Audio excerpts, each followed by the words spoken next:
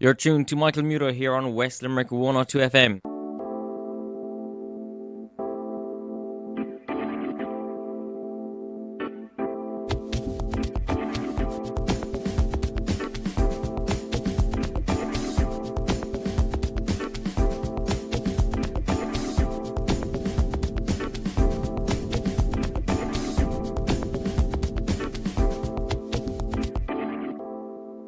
Hey folks, this is Michael Muto here on West Limerick 102 FM, and we're going to be bringing you right through to 11 o'clock this morning. Don't forget you can text in at 087 0166 9800, or you can call 069 662 We got a mad day, or we've got a packed show for you that mad day. We've got a packed show and a mad show as well, I suppose. We have Vanessa Ifediora, an amazing photographer to talk to after this first song. You know what, last week I was thinking about the way the show's going to go this week, and I was thinking, do you know what, we had a load of sketches last week, like it was all sketches last week, so what about if we just had news this week? So we've got some mad news stories to go through as well as of course, as always, the amazing music taking you through to 11 o'clock this morning. Welcome back, this is Michael Muto here on West Limerick 102 FM, and right now I have on the line Vanessa Ifediora. I messed it up. Ifediora, I'm sorry. I'm so bad with names. Anyone that knows this show knows how bad I am at names anyway, in general. But Ifediora, okay. But Vanessa is an amazing photographer. I've been a fan of her stuff now for a little while, and I said I'll chance my arm and I'll ask her to be on the show, because she's very kind of you have your own unique kind of style. It's kind of like fashion photography, but there's kind of your own personality that kind of comes through as well in your pieces, would you say? Well, I mean, I'm trying to do that. If that's what you think has happened, then happy days. We should just say, Vanessa, you are from the north. I am indeed. That's where that nice accent comes from. You had a show a few weeks back as well, actually, in Dublin, of your work. Yeah. That was September 27th till the 30th. And it was just in this really cool venue, A4 Sounds. They do a lot of like community stuff and like social stuff. So we were doing the exhibition to try to raise money for the Dublin Rape Crisis Centre. So it was really, really good, and a lot more people came than I thought would, so that's always nice. Yeah, I actually read out about it on the radio as well, just because I was like, well, it was a really good cause, and I was like, we're always trying to give a shout out to good causes like that, and it was good art and for good cause. So I think it was a good combination of what we should be doing on community radio. But when did you start doing photography? It was really about 2 years. Probably this week. I bought my first camera just shortly before my birthday 2 years ago. And I really, there was no real purpose for it. I think just a friend of mine took really awesome pictures. And he said that he would take me out and get me my first camera. So I just was, it would just be like if my friend had done their makeup nicely that day, then they'd be like, here, will you come down and take my picture for Instagram? That's sort of what started it. That's awesome. Because your stuff is really cool. You did one where it was like in an arcade or something, and it was like something. It was like a scene out of a film or something. It was so well, kind of like the lighting on your stuff was really amazing, and the composition's amazing. It's just I really love them a lot. In all fairness, they're really brilliant.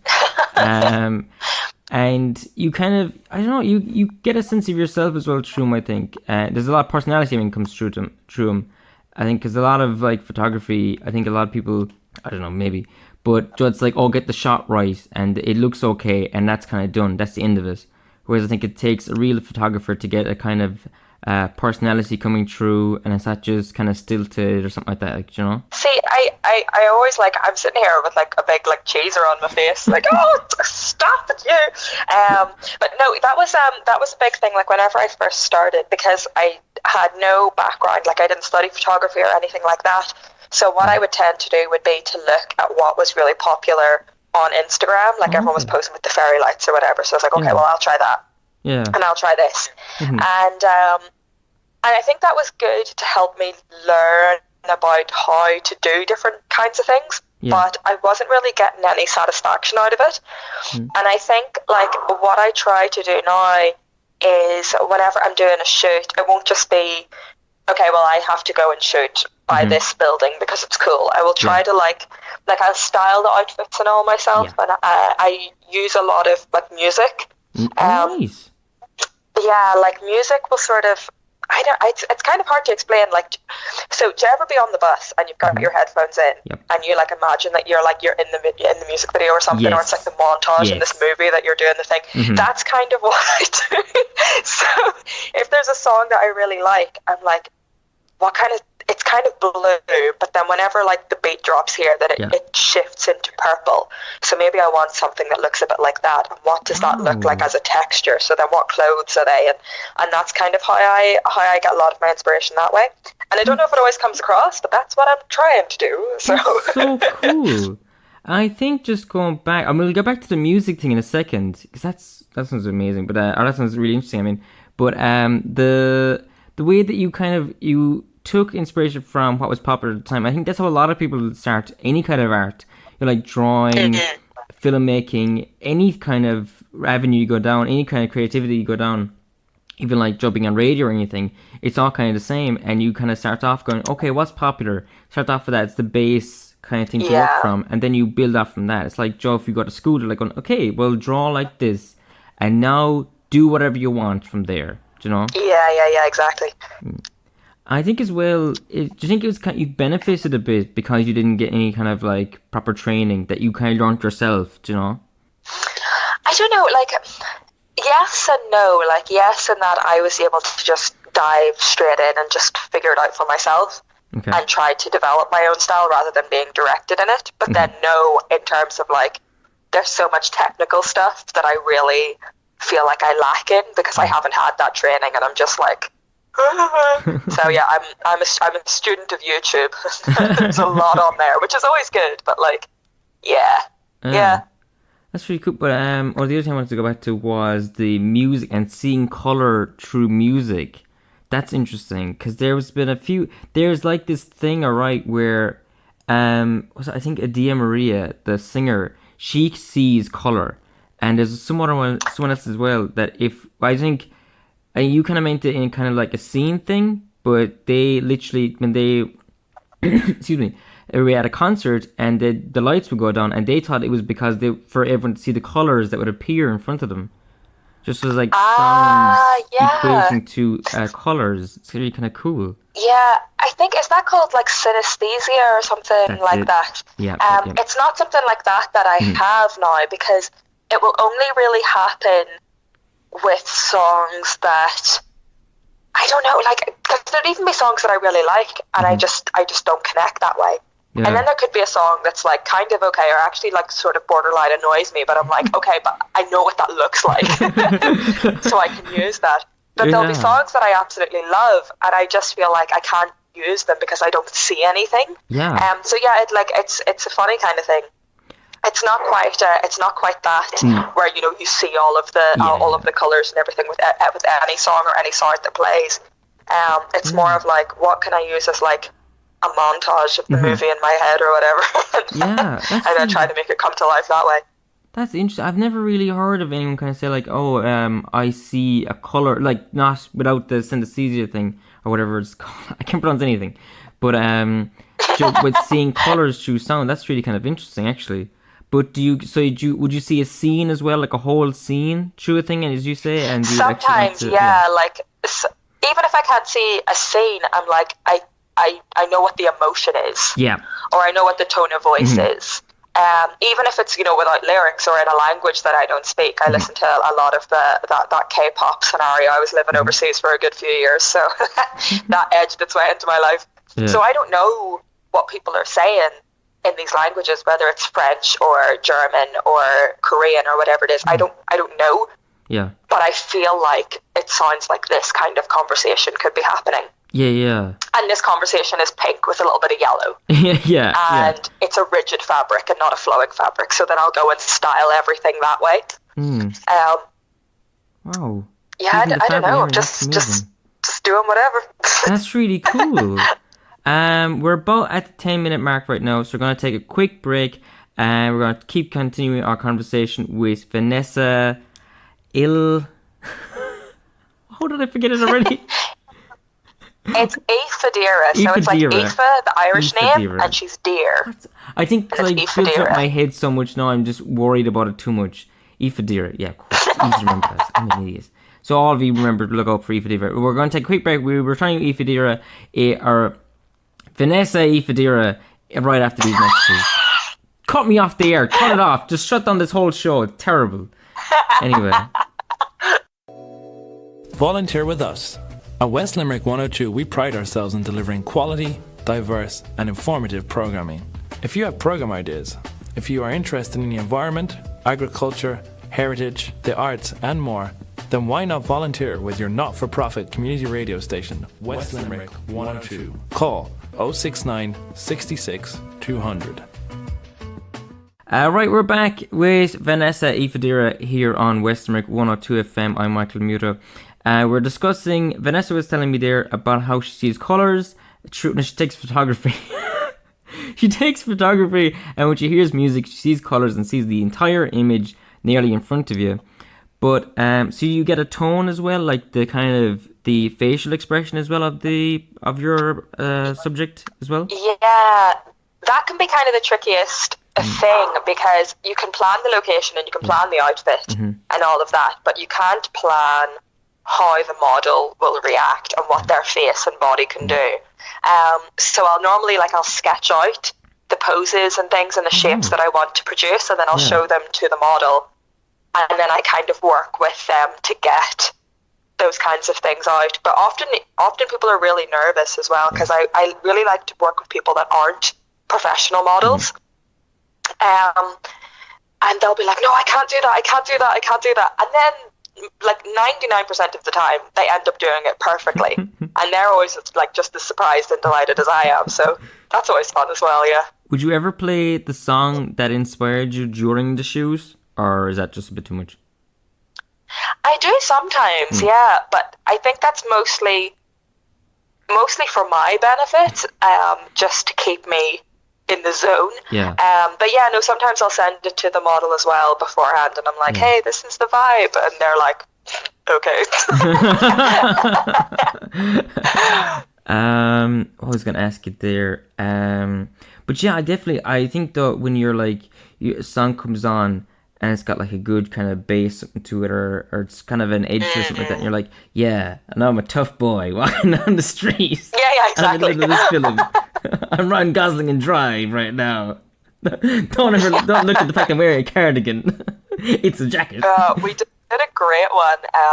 We did a great one in my friend's back garden. She has this gorgeous big garden with this huge big trampoline on, and I brought a guy over to be the model, and he's like this really striking young man. He's like tall and slim. He has a gorgeous face. And I'm like, okay, so like I want you to bring like that really cool energy that you have, but you need to be bouncing on the trampoline. And he's like, are you trying to kill me? It ended up working out so well. Like he did a great job, but I do have a lot of outtakes of him looking like he's going to die. But he didn't die, so it's fine. The other thing I wanted to ask you was, being as you'd see a mood and everything in a photograph, and even from your own photography, I was wondering myself, before I ever knew that bit, but have you ever thought about making films or anything? Or even just like being director of photography in a film? Yeah, somebody did ask me about this before, and I made a video that I have on my YouTube channel whenever my little sister came to visit me while I was overseas. And just over the 2 weeks that she was there, I just took all of this like B-roll footage and I put it together. And I really like it, I guess, for sentimental reasons. But I think I don't know if I would. I think again, like what I like to do with this video is that I already had the song in my head that I wanted to use for this video. So when I was filming stuff, I was filming it around the kind of motions of the music. But I don't know if I would do as well, you know, filming, I don't know, like an ad for a supermarket or something. You know what I mean? Like I think everything that I do, I like to focus it around songs, music and colours. So I don't know if anyone out there is hiring for that, you can get in touch. Do you think if it was like a couple of years via ago? Twitter.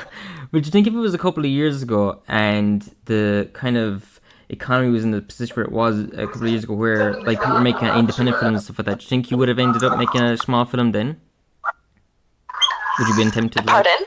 What? Oh, sorry, do you think you'd been tempted to make a small film or something a couple of years ago if you would have been able to get the funding? Do you think you would have ended up doing that kind of a thing? Or would you have been like, no, I'd rather photography? See, I moved to Dublin to actually go to an acting school. So I've done acting courses and things like that, and I really love to do that. Mm-hmm. I think that's kind of what I like about both, is that whenever you're acting, you get to be a part of a story, but whenever I'm doing my photography, I get to make the story. Okay. But I don't know if I would want to go down the whole film thing. I think the other thing is, like, the photo shoot, you plan, you execute it, and it's done, and then you do the next one. But films take a lot longer, and I think my mind is too restless to stick with one project for that long. Plus, you kind of get an entire scene in just a photograph, one of your photographs anyway. You're like, I kind of get the vibe of this whole situation, you know? So that's what I'm hoping for. Yeah. Thank you very much. Have you any projects coming up in the future people might like to check out? Or any kind of websites or anything you've got going, or social media? Oh, wait a minute, what am I saying? You ran, that was the other thing people might know you from. Vanessa, I love that, near the end of the interview, remember this. Vanessa ran the Ireland account for a week and did a fantastic job. Put a lot of videos, and people went mad for it and loved this. Yes, a lot of very stupid videos on the Ireland account. That's right. Honestly, that was so much fun, and it was great to be able to use that platform to talk about the exhibition and everything that I was trying to do, and raising money for the Rape Crisis Centre. So that was actually fantastic, and I was really lucky to be able to get to do that. That's awesome. And I met a lot of very interesting people as well. So that's always the most fun. That account is really cool. I think that's a brilliant idea. Just to have a platform where it's like, okay, we're gonna have, and it's gonna represent literally everyone. There's no one gets left out. It's not like, oh no, you're poor or something like that. You don't get to be part of this. It's only for the up and ups, and it's only if you know the guy. And it's like, no. Literally everyone gets to have a go. And if you're artistic or whatever your background is, and you get to tell your story, kind of thing like that. I think as well. Precisely. Kind of get your. I think there's going to be some really interesting people taking it in the coming months or into 2019. So I'm really looking forward to seeing some of those guys and what they're going to do with it. Yeah. I think. Oh, sorry. Oh, sorry? No, go on. We're both going at once. So sorry. I'm just thinking, like, in terms of future projects for me, I'm just, like, doing as many more shoots as I can. But for future exhibitions, I think I'm just going to take a little nap and revisit that later on. Yeah. But where can people find your work at the moment? Can they buy prints by any chance of your work? Of course they can. Oh, Christmas is coming, lads. No, I have a website which is vanessaifediora.com, which is VANESSAIFEDIORA.com. There you go. Spelled it out. But yeah, all of my work is on there. I do like actor headshots and things like that, and then I have a little shop section for all my prints as well. So yeah, you can check that out, or you can check me out on Instagram as well. I'm just Vanessa Ifediora on there too. There you go. And that's pretty much where I keep all my work. That's it. Well, basically, I was going to go into more about the cultural divide between North and South, but, well, we want to get into that, so I'm not going to go into that. I'll be next time. Yeah, I'll be next definitely. time. No, you definitely come back anyway. Whenever you want to come back, you can come back. Vanessa, perfect. We're nearly out of time. It's like we're at 19 minutes right now, so you got to go back to work.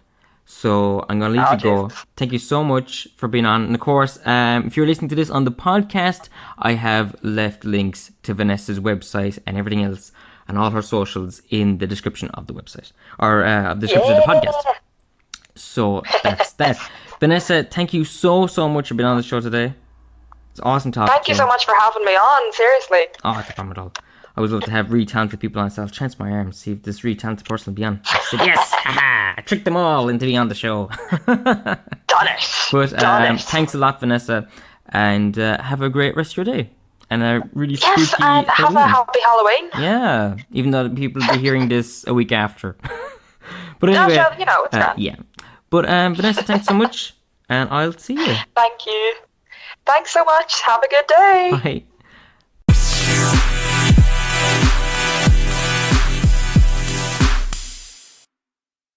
Hey, you're listening to Michael Muter here on West Limerick 102 FM. Folks, so, you know the way we all kind of lose stuff every now and again? I'm always losing things like the remote control, my glasses one time. Remember, I lost my glasses and they were in my shoe. I looked the whole day for them, I couldn't find them. They were in my shoe, put my foot into the shoe, there it was. But, well, Japan have lost something a little bit bigger than a pair of glasses or the remote control. They've lost an island. A tiny little sliver of an island. An islet is the actual technical term for it. But yeah, the island has totally vanished. One of the first people to spot this was author Hiroshi Shimizu, who produced a picture book on hidden islands and had travelled to the area in search of inspiration. Right? Looks out, goes, hang on, where's the island that was there? And asked around, and an elderly person that was there goes, yeah, there was an island there, now it's gone. But then he kept asking around, and fishermen were saying, like, well, it still comes up on the kind of navigational system, so it's really weird. Well, authorities got involved, and they can't find it either. Now, the authorities of Japan are really worried about this area because it is kind of a source of a bit of contention.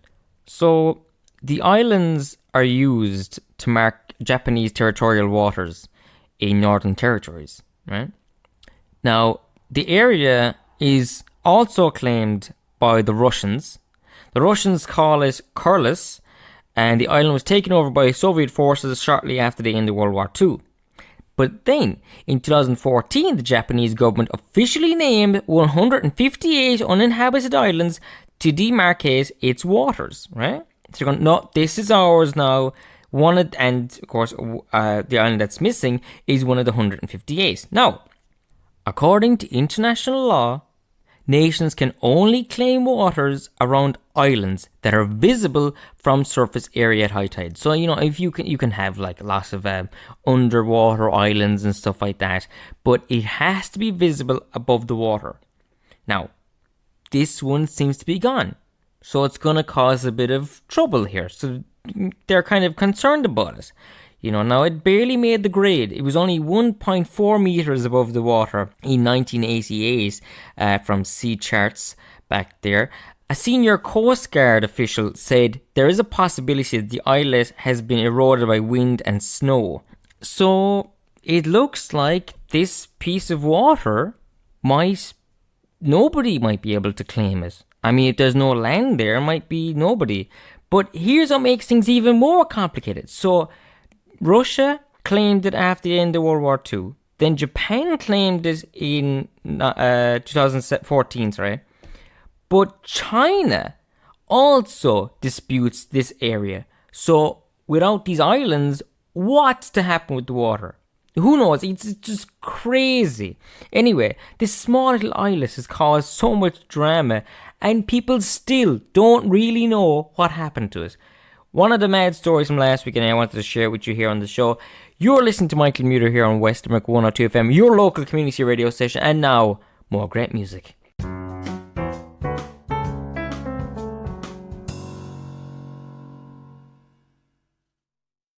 You're listening to Michael Muto on West Limerick 102 FM, your local community radio station. Folks, it's that time of year again, of course, where toy shops all over the world are packing up their shelves with a load of stock for the oncoming holiday season. A lot of people wanting to get toys for kids and maybe just those young at heart. One French lady is taking advantage of this. French police have arrested a 72-year-old woman on suspicion of stealing hundreds of items from toy shops to sell them on the internet. The manager of a Paris toy shop alerted police after spotting an online ad for items taken from its shelves. A search of the woman's home uncovered 1,000 toys, most of them in the original packaging, mainly stolen from large Parisian stores. Police have also found 40,000 euros in cash. Prosecutors told French media that she had admitted to the thefts and acted out of idleness. It wasn't that she needed the money or anything. She was just bored, and she stole all this stuff and went, what'll I do with this? I'll sell it. Imagine being so bored, you go around to a load of toy shops and start robbing all the stuff. Although I will say, I'd say a lot of parents might be tempted to do that this time of year, but please do not steal anything. Do not steal.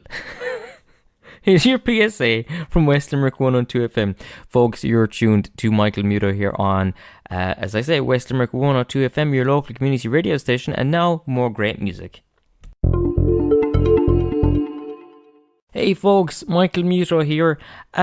So, they say that kids get it worse and worse every year, with the amount of homework and everything they're expected to do. There's a lot of pressure put on kids, it seems, as time goes on. It's not that things get better, it seems that things are getting worse all the time. See the amount of books kids are expected to bring home, and that. It's just crazy. The amount of work that they're asked to do is nuts. But it's not as bad, perhaps, as in China. Because a post on Chinese social media has gotten a lot of attention. It's apparently a CV of a 5-year-old boy from Shanghai. And this has attracted an awful lot of attention there. It is a 15-page document, and it's thought to have been produced in application for a place at a competitive school. And it lists a variety of sections detailing his unique personality, rich hobbies, and colourful experience. But also, it has down an appendix of all the books he's read in 2018. This document claims he has read over 10,000 books in just the year 2018 so far. It's crazy. Anyway, the document was shared on social media. The original post was deleted, but someone else uploaded it again. And some users had this to say. His happy childhood is ruined for sure, one person said. Another person said they are overstressed by China's limited education resources and have overreacted. And that's kind of assuming this is even real.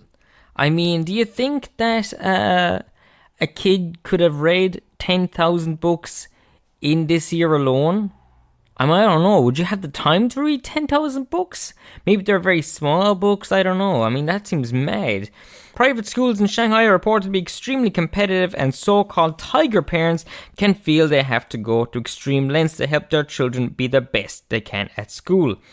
Tiger parenting was made famous in 2011 by the Chinese-American author Amy Chua and her best-selling book, The Battle Hymn of the Tiger Mother. But I mean, could you imagine that?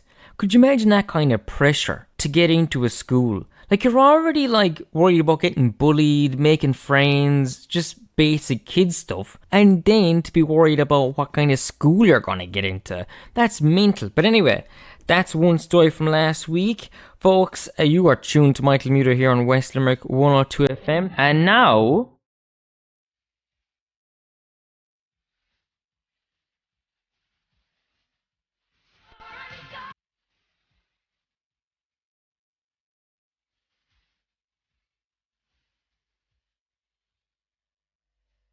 Hey folks, this is Michael Muto here on West Limerick 102 FM. We've got enough time for just one more song, so I'm going to wrap it up here and say my goodbyes. Folks, thank you so much for tuning in. Thank you as well to my guests today, Vanessa Ifediora. Thank you, of course, as always, to Ray Bulger and Patrick Sheehan, who are around the place and tech support and everything, making sure the whole thing runs. And again, thank you to you for all your texts and calls and everything. And thank you for perhaps you're listening to this on the podcast. Thank you for downloading it. Folks, I'm going to see you again next Tuesday. Have an amazing week. I don't think I have anything else to say. I don't have anything else to announce or anything. No, I can't think of anything off the top of my head. I think there's one or two things, but I'll get to it another time. Right, folks, I'm going to say my goodbye, and hope you have an amazing week. Hope you have a fantastic week. Be careful out there in the stormy weather. It's getting a bit windy and rainy and everything, so watch out for the roads, and there's leaves in the roads and all this stuff like that, so be careful as you're driving. And seriously, have an amazing week. Have a great week. Try to have the best week you can possibly have on this start of November. It's a bit of a dreary month, but whatever you can do, just keep your chin up and power through, and it'll be amazing. It could be a great month. Anyway, right, we're going to end up today's show with one of my favourite songs of all time. I'll see you folks next week. This has been Michael Muto here on West Limerick 102 FM. Goodbye! This podcast was brought to you by The Eyeball. The eyeball knows and sees all. Obey the eyeball.